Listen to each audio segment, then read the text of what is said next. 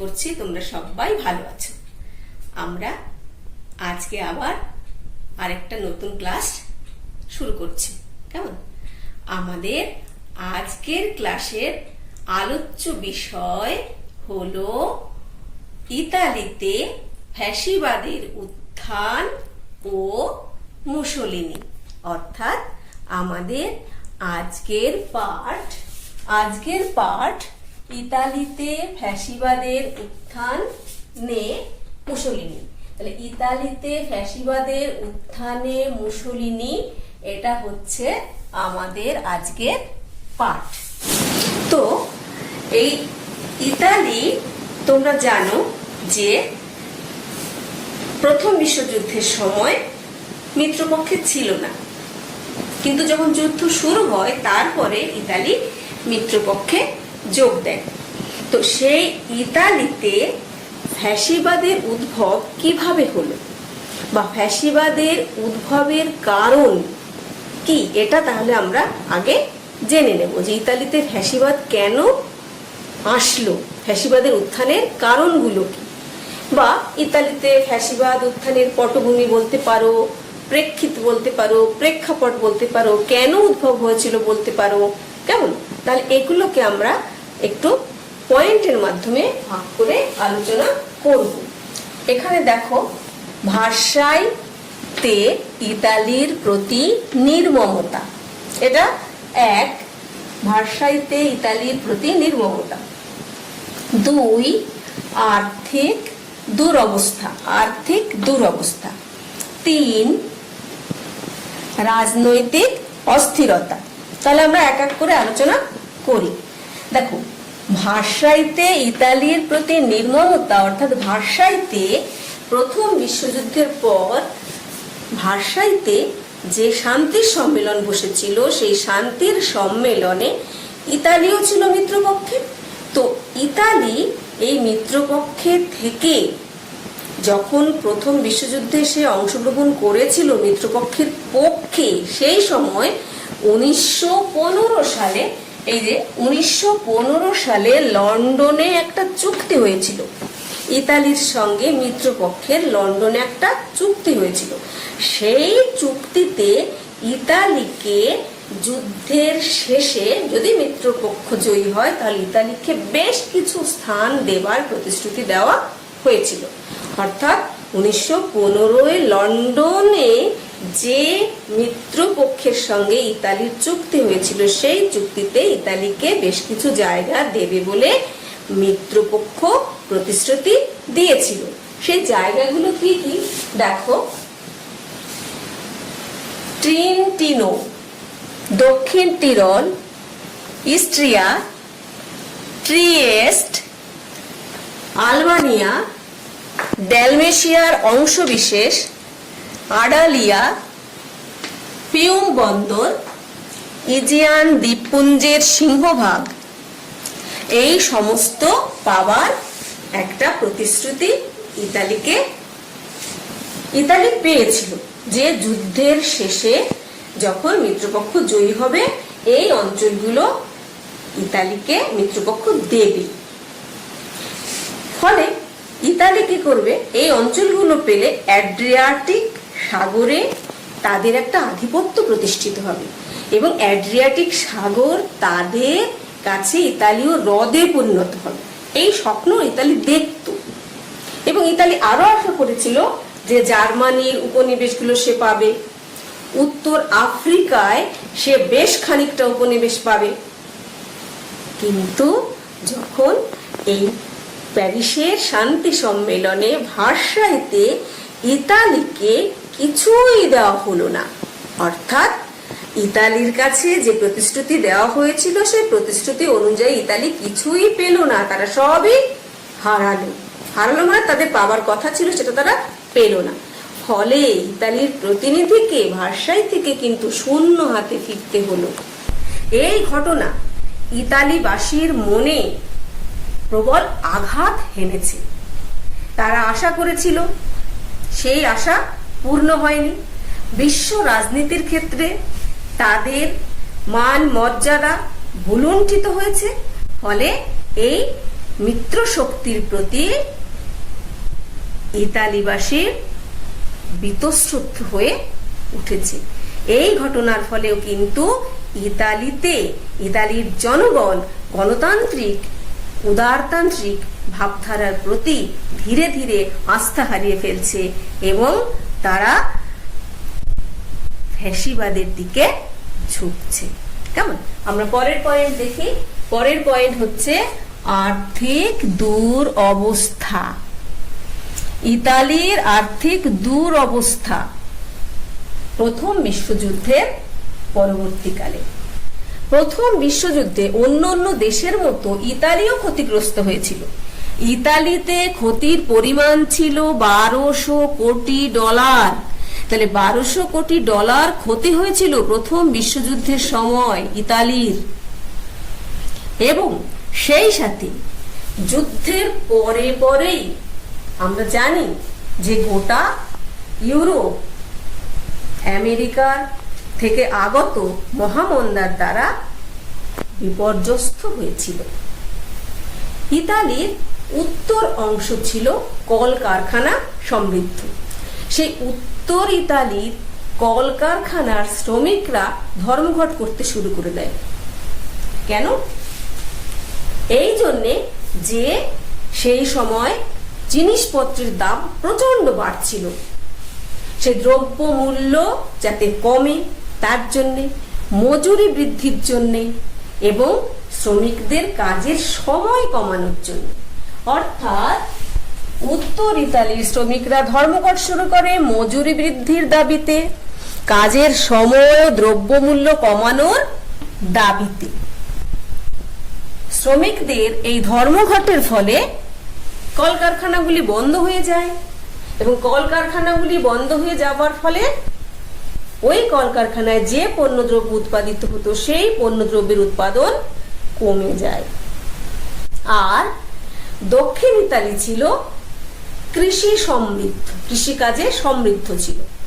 সেই দক্ষিণ ইতালিতে কৃষিজ দ্রব্যের উৎপাদন হ্রাস পায়, মানে কমে যায়। ফলে খাদ্যাভাব দেখা দেয় এবং খাদ্যদ্রব্যের দাম বেড়ে যায়। তাহলে উত্তর ইতালি শিল্প সমৃদ্ধ, দক্ষিণ ইতালি কৃষি সমৃদ্ধ, কিন্তু দুটো ক্ষেত্রেই আমরা দেখতে পাচ্ছি যে উৎপাদন, কারখানা উৎপাদন কমে যাচ্ছে, এদিকে কৃষিক্ষেত্রে উৎপাদন কমে যাচ্ছে। ফলে এই উৎপাদন কমে যাবার জন্য উৎপাদন কম হচ্ছে এবং খাদ্যদ্রব্যের দাম বেড়ে যাচ্ছে। খাদ্যাভাব তাই দেখা দিচ্ছে। এই সময় তাহলে অর্থনৈতিক দিক দিয়ে একটা দুরবস্থার শিকার হচ্ছে ইতালি। এই সময় বেকার সমস্যা বেড়ে যাচ্ছে, কলকারখানায় ধর্মঘট এবং যে সমস্ত সৈনিকেরা যুদ্ধ করতে গেছিল সেনাদল ভেঙে দেওয়া হয়েছে, যুদ্ধ শেষ হয়ে গেছে, সেনাদল ভেঙে দেওয়া হয়েছে। ফলে সেই সমস্ত সৈনিকরা বেকার হয়ে পড়েছে। এইভাবে ধর্মঘট, বেকারত্ব একটা চরম দুরবস্থা অর্থনৈতিক দিক দিয়ে দেখা যাচ্ছে। শ্রমিকরা ধর্মঘট করছে, শ্রমিকরা কলকারখানা দখল করে নিচ্ছে, ওদিকে কৃষকরা তারা কি করছে, তারা জমিদারের সম্পত্তিগুলি দখল করছে, খাজনা দেওয়া বন্ধ করছে এবং কোনো কোনো ক্ষেত্রে দেখা যাচ্ছে তারা জমিদারদের হত্যাও করছে। এই রকম একটা অর্থনৈতিক ক্ষেত্রে চরম বিশৃঙ্খল অবস্থা আমরা ইতালিতে দেখতে পাচ্ছি। তার ফলে এই যে দুরবস্থা দেখা দিয়েছে অর্থনৈতিক ক্ষেত্রে, একে একটা সুযোগ হিসেবে ব্যবহার করে যারা সমাজ বিরোধী তারা কিন্তু বেশ একটা সুযোগ পেয়ে গেছে। এই সুযোগে সমাজ বিরোধীরা বিভিন্ন জায়গায় লুটপাট চালাতে শুরু করে দিয়েছে। তাহলে অর্থনৈতিক ক্ষেত্রে এইভাবে আমরা দেখলাম যে ইতালি একটা চরম দুরবস্থার মধ্যে পড়লো। কেমন? তার এরপরে আমরা দেখি যে রাজনৈতিক অস্থিরতা। রাজনৈতিক ক্ষেত্রে ইতালির সেই সময় কেমন ব্যবস্থা ছিল? রাজনৈতিক ক্ষেত্রে কোনো স্থিরতা ছিল না, রাজনৈতিক ক্ষেত্রে একটা চরম অস্থিরতা এই সময় ইতালিতে আমরা দেখতে পাই।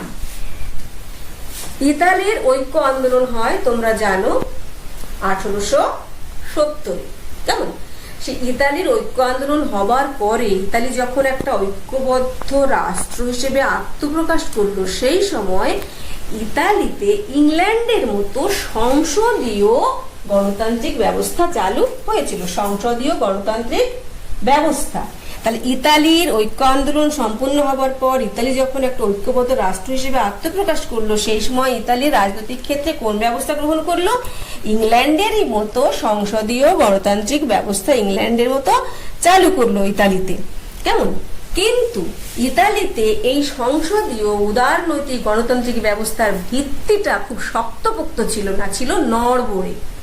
তাই এই ব্যবস্থা ইতালিবাসীকে খুব একটা আকৃষ্ট করতে পারেনি এবং ইতালিও মন থেকে এটাকে গ্রহণ করতে পারেনি। তাই এই ব্যবস্থা ইতালিতে কোনো সমস্যার সমাধান করতেও পারেনি। আমরা দেখছি বারবার 1919 থেকে 1922-এর মধ্যে 1919 থেকে 1922-এর মধ্যে 6টি মন্ত্রিসভা গঠিত হয় ইতালিতে। এবং এই যে 6টি মন্ত্রিসভা গঠিত হয়েছে, এই 6টি মন্ত্রিসভা কিন্তু কখনোই একটি সমস্যারও সমাধান করতে পারেনি, কোনো একটি রাজনৈতিক সমস্যার সমাধান করতে পারেনি। দেশে কোনো শান্তি, শৃঙ্খলা, স্থিতি, নিরাপত্তা কিছুই এরা দিতে পারেনি। কেমন? সেই জন্যে গণতান্ত্রিক শাসনের প্রতি ইতালিবাসী বীতশ্রদ্ধ হয়ে উঠেছে। গণতান্ত্রিক শাসনে ইতালিবাসী বীতশ্রদ্ধ হয়ে উঠেছে। কেন কি? তখন দেখা যাচ্ছে রাজনৈতিক অস্থিরতা, আইন শৃঙ্খলার অবনতি, নৈরাজ্যের পরিবেশ।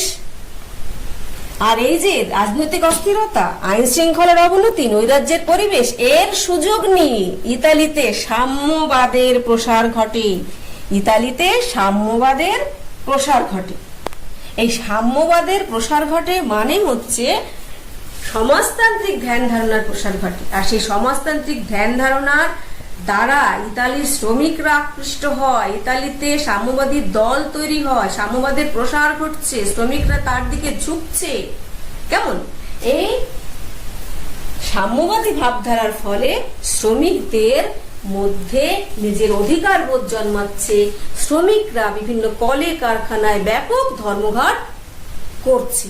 দেখা যাচ্ছে যে 1919-এ যেখানে ইতালিতে 1871টি ধর্মঘট হয়েছিল, 1919-এ 1871টি ধর্মঘট হয়েছিল, সেখানে 1920-তে 2070টি ধর্মঘট হচ্ছে। তারপর ধর্মঘটের সংখ্যা বেড়ে যাচ্ছে। এতে করে বুঝতে পারছো যে ইতালিতে শ্রমিকদের মধ্যে কিভাবে সাম্যবাদী ভাবধারা বা গণতান্ত্রিক চেতনার প্রসার ঘটছে। রেলে ধর্মঘট হচ্ছে, ডাকঘর ধর্মঘট হচ্ছে, শিল্প কারখানায় ধর্মঘট হচ্ছে। এই যে সাম্যবাদীরা দেশের বিভিন্ন জায়গায় তাদের ধ্যান ধারণাকে শ্রমিকদের মধ্যে, মানুষের মধ্যে প্রসার ঘটাচ্ছে, তার ফলে ইতালির বণিকরা, শিল্পপতিরা অর্থাৎ পুঁজিপতি শ্রেণী তারা ভয় পাচ্ছে। তারা ভাবছে দেশে বুঝি সাম্যবাদী শাসন আসতে চলেছে, অর্থাৎ সাম্যবাদের সরকার প্রতিষ্ঠিত হতে চলেছে। এই সাম্যবাদের সাথে পুঁজিপতি, শিল্পপতিদের, বণিকদের তো ভালো সম্পর্ক নয়। এরা তো সাম্যবাদ চায় না, এরা তো পুঁজিবাদী, এরা গণতন্ত্রকে এরা পছন্দ করে। সুতরাং এরা ভয় পাচ্ছে। এরা এই সাম্যবাদীদের বিরুদ্ধে একটা শক্তিশালী সরকার চাইছে, যে সরকার এই সাম্যবাদীদের দমন করে রাখতে পারবে। কেমন? তো পুঁজিবাদীদের অগ্রগতি, সাম্যবাদীদের অগ্রগতিতে পুঁজিবাদী ও জমিদার শ্রেণী ভয় পাচ্ছে এবং তারা ব্যক্তিগত সম্পত্তি রক্ষার জন্য কি করছে? এই সাম্যবাদীদের বিরুদ্ধে যথাযথ ব্যবস্থা গ্রহণ করতে পারে এই রকম একটা সরকার চাইছে। ঠিক এই রকম যখন ইতালির পরিবেশ, এই রকম একটা ইতালির পরিবেশ, অর্থাৎ ভার্সাই সন্ধি থেকে ইতালি খালি হাতে ফিরলো, আর্থিক দুরবস্থার মধ্যে পড়লো, চরম বিশৃঙ্খলা দেখা দিল, রাজনৈতিক ক্ষেত্রে অস্থিরতা, অনিশ্চয়তা। সেখানে দেখতে পাচ্ছি আমরা যে সাম্যবাদীদের প্রভাব বৃদ্ধি সে দেশের শিল্পপতি, বণিক, বিশেষ করে পুঁজিপতিরা পছন্দ করছে না। এইরকম একটা অবস্থার মধ্যে ইতালিতে একজন নতুন নেতার আবির্ভাব হল, যার নাম বেনিদিতো মুসোলিনি। এবং এই মুসোলিনি যখন এলেন তখন ইতালিবাসী ভাবলো যে আরে এই লোকটাকেই তো আমরা খুঁজছিলাম, এই লোকটাই তো আমাদের সমস্ত আশা আকাঙ্ক্ষা পূরণ করতে পারে, আমাদের সমস্ত দাবি মিটিয়ে দিতে পারে, আমাদের সমস্ত না পাওয়াগুলো আমাদের পাইয়ে দিতে পারে। তো চলো এবার আমরা দেখে নিই যে কিভাবে এই মুসোলিনি ধীরে ধীরে একটু একটু করে ইতালির একেবারে টপ মোস্ট প্রধানমন্ত্রীর পদে উঠে যাচ্ছেন এবং ইতালি সমস্ত ক্ষেত্রে ফ্যাসিবাদকে একেবারে আষ্টে পৃষ্ঠে জড়িয়ে ফেলছেন। কেমন? তাহলে আমরা এবার দেখব মুসোলিনি কিভাবে ইতালিকে ফ্যাসিবাদের দ্বারা আষ্টে পৃষ্ঠে জড়িয়ে ফেলছেন। তাহলে মুসোলিনির জন্ম হয়েছিল ইতালিতে, ইতালির উত্তর ইতালির একটা দরিদ্র কর্মকারের ঘরে। কবে? 29শে জুলাই। কত সালে? 1883 সালে। তাহলে 29শে জুলাই 1883 সালে উত্তর ইতালির এক দরিদ্র কর্মকারের ঘরে এই মুসোলিনির জন্ম হয়েছিল। তার বাবার যে কামারশালাটি ছিল সেই কামারশালায় প্রত্যেকদিন বিকেলে সমাজতন্ত্রের প্রতি আকৃষ্ট বা সমাজতান্ত্রিক ভাবধারায় বিশ্বাসী লোকজনেরা এসে সমবেত হতেন। কেন? তার বাবা নিজেই ছিলেন একজন সমাজতন্ত্রের সমর্থক, মানে সাম্যবাদী। তো সেই হিসেবে ওই ছোটবেলা থেকেই মুসোলিনি কিন্তু সমাজতান্ত্রিক ভাবধারার প্রতি আকৃষ্ট হয়েছিলেন, অর্থাৎ তিনি প্রথম জীবনে সমাজতান্ত্রিক ছিলেন। আমরা দেখব পরবর্তীকালে তিনি একেবারে সমাজতন্ত্রের চরমতম শত্রু হয়ে উঠছেন, অথচ সমাজতন্ত্রের মাধ্যমেই তার রাজনৈতিক ক্ষেত্রে পদচারণা। কেমন? তো 1908-এ তিনি কারারুদ্ধ হয়েছিলেন। 1908-এ ইতালির সরকার তাকে কারারুদ্ধ করেছিল। কেন? বিপজ্জনক বিপ্লবী আখ্যা দিয়ে। তাহলে এই বোঝো তিনি সাম্যবাদের ক্ষেত্রে এতটাই সমর্থক ছিলেন, এতটাই সাম্যবাদ তার ভালো লাগতো যে সেই সংক্রান্ত কথাবার্তার জন্য তাকে বিপজ্জনক বিপ্লবী আখ্যা দিয়ে ইতালীয় সরকার তাকে কারারুদ্ধ করে। সাম্যবাদীদের একটা পত্রিকা ছিল আভান্তি। এই আভান্তি পত্রিকাটা মিলান শহর থেকে প্রকাশিত হতো। তো কারামুক্তির পর উনি 1912-তে এই আভান্তি, যার বাংলা অর্থ করলে দাঁড়ায় প্রগতি, তাহলে আভান্তি বাংলা অর্থ প্রগতি, ছোট প্রশ্ন হতে পারে, এই আভান্তির সম্পাদক পদে তিনি নিযুক্ত হন। তাহলে কারামুক্তির পর 1912 খ্রিস্টাব্দে আভান্তির সম্পাদক পদে তিনি নিযুক্ত হন। এরপরে ওই যুদ্ধ বিষয়ক মতামত প্রকাশ করেন তিনি। সেই মতটা সমাজতান্ত্রিকদের ভালো লাগেনি, সেই জন্য তাকে ওই দল থেকে বহিষ্কৃত করা হয়। তাহলে তিনি সমাজতান্ত্রিক দল থেকে তিনি বহিষ্কৃত হন। কেন? যুদ্ধ বিষয়ক মতামত প্রকাশের জন্য। এরপরে তার ধীরে ধীরে জাতীয়তাবাদের প্রতি আগ্রহ বাড়ে, তিনি জাতীয়তাবাদীদের প্রতি তিনি আকৃষ্ট হন। এবং এই সময় প্রথম বিশ্বযুদ্ধ শেষ হয়ে ইতালির পক্ষ থেকে সেখানে একটা বার্তা পাঠানো হয়েছিল। সেখানে বলা হয়েছিল যে শান্তি সম্মেলনে যেন ইতালির স্বার্থ সুরক্ষিত হয়, শান্তি সম্মেলনে যেন ইতালির স্বার্থ সুরক্ষিত হয়। এই যে বার্তা পাঠানো হয়েছিল, এই বার্তার সঙ্গে তিনি গলা মেলান, অর্থাৎ তিনিও বলেন 1918-তে যুদ্ধের অবসানে তিনি জাতীয়তাবাদী দৃষ্টিভঙ্গি গ্রহণ করেন, অর্থাৎ তিনি জাতীয়তাবাদের প্রতি আকৃষ্ট হন। এবং শান্তি সম্মেলনে যেন ইতালির স্বার্থ সুরক্ষিত হয়, এই যে জাতীয়তাবাদীদের দাবি বা বার্তা, এই দাবির সাথে তিনিও গলা মেলালেন। সাম্যবাদ থেকে সরে এসে তিনি এখন জাতীয়তাবাদীতে পরিণত হলেন। তার লেখা, তার বক্তৃতা সেনা অফিসার, হতাশাগ্রস্ত তরুণ ও উগ্র জাতীয়তাবাদীরা আকৃষ্ট হয়। তাহলে তার লেখায়, তার বক্তৃতায় সেনা অফিসার ও হতাশাগ্রস্ত তরুণ এবং উগ্র জাতীয়তাবাদীরা আকৃষ্ট হয়। এই সময় থেকেই তিনি তার জ্বালাময়ী বক্তৃতা শুরু করেন এবং যারা তার এই বক্তৃতায়, তার লেখায় আকৃষ্ট হয়েছিল তাদেরকে নিয়ে 23শে মার্চ 1919 সালে 23শে মার্চ তিনি ফ্যাসিস্ট দল গঠন করেন। অর্থাৎ তিনি তার সমর্থকদের নিয়ে 1919-এর 23শে মার্চ ফ্যাসিস্ট দল তৈরি করেন। এটি একটি ল্যাটিন শব্দ ফ্যাসেস, যার অর্থ হচ্ছে বল বা শক্তি। এই ফ্যাসিস্ট একটা ল্যাটিন শব্দ ফ্যাসেস, আর ফ্যাসেসের অর্থ হচ্ছে বল বা শক্তি। এদের একটা প্রতীক ছিল, এই ফ্যাসিস্ট দলের একটা প্রতীক ছিল। সেই প্রতীকটা হচ্ছে দড়ি বাঁধা একটা কাষ্ঠ খণ্ড বা কাঠের টুকরো বা খণ্ড, দড়ি বাঁধা। এইটি ছিল আসলে প্রাচীন রোমের রাজশক্তির প্রতীক।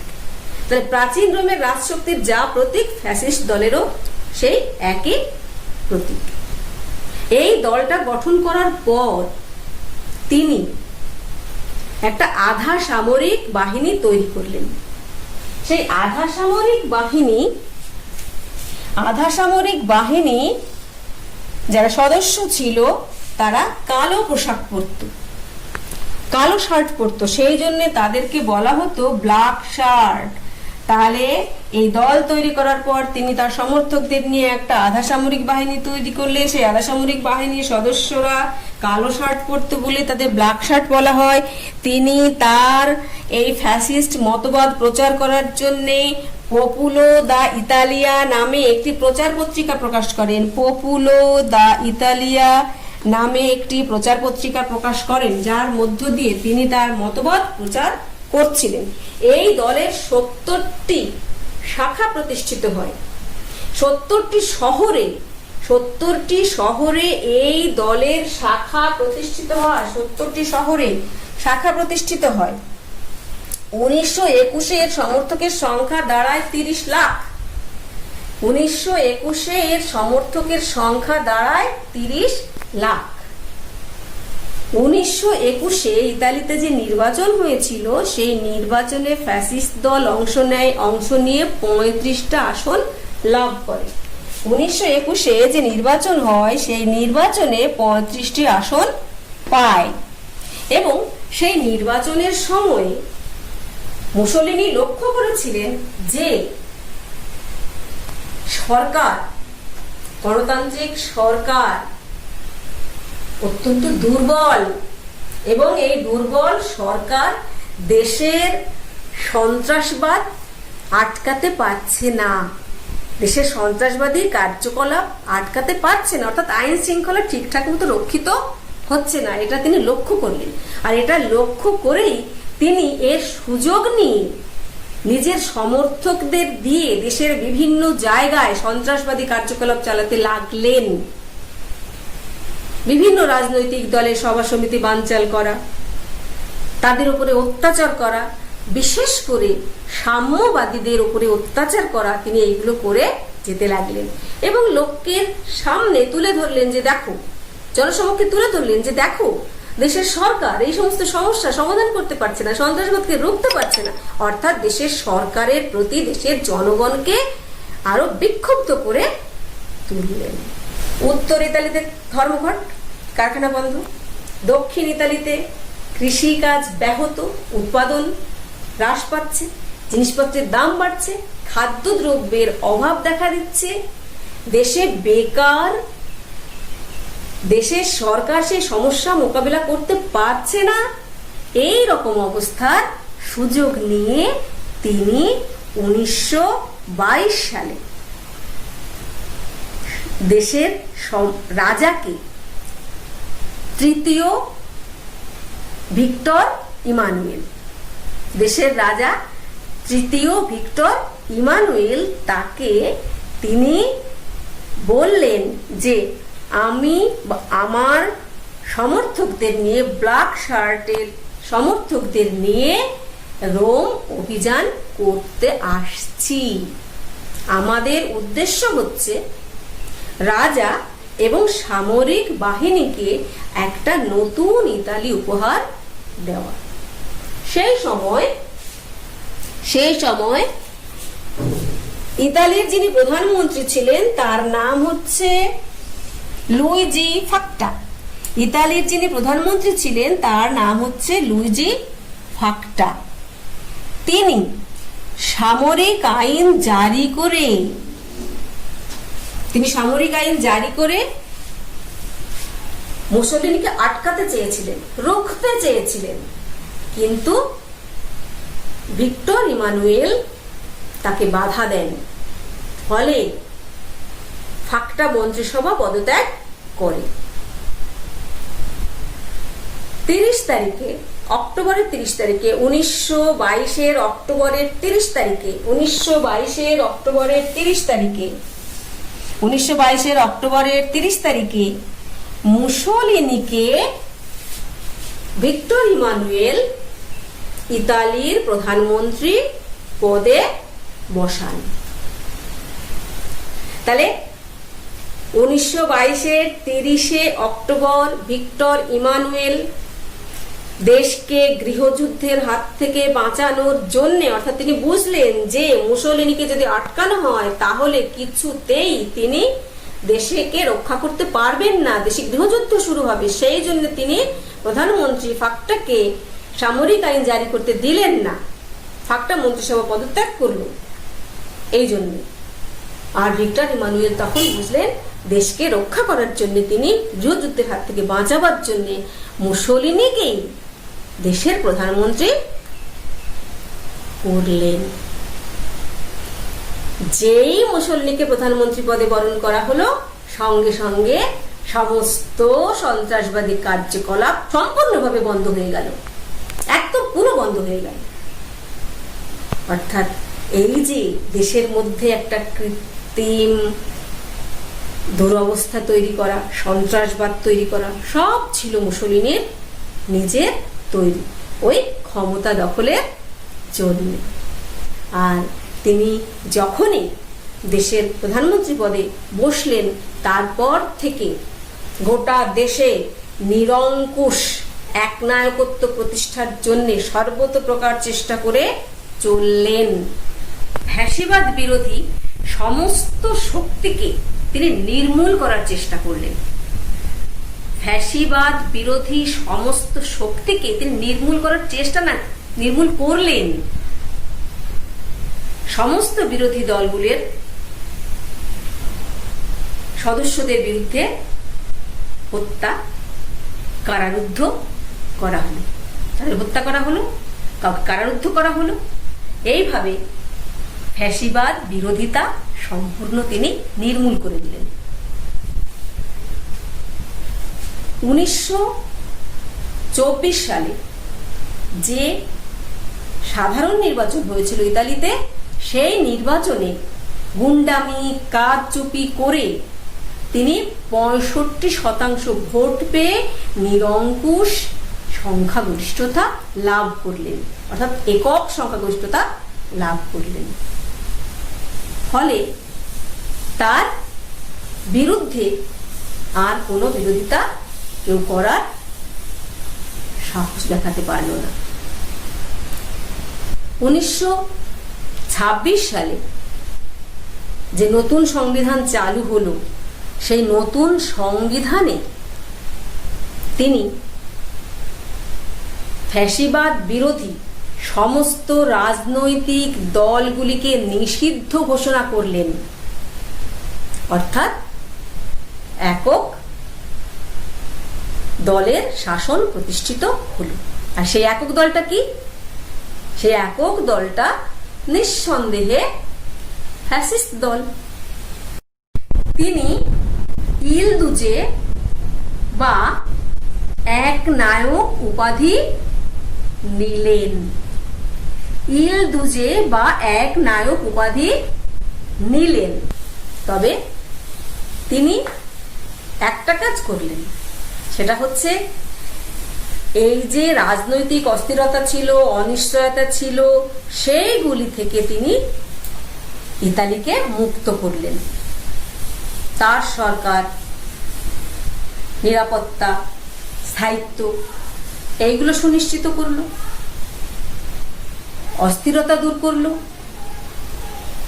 অর্থনৈতিক দিক দিয়ে দেশের উন্নতি ঘটানোর চেষ্টা করলেন, ব্যক্তিগত সম্পত্তি সুরক্ষার চেষ্টা করলেন, কিন্তু ব্যক্তি স্বাধীনতা বা অধিকার তিনি দিলেন না। দেশে ধর্মঘট নিষিদ্ধ হলো, লকআউট নিষিদ্ধ হলো, শ্রমিকদের ট্রেড ইউনিয়ন গঠনের কোনো অধিকার রইল না।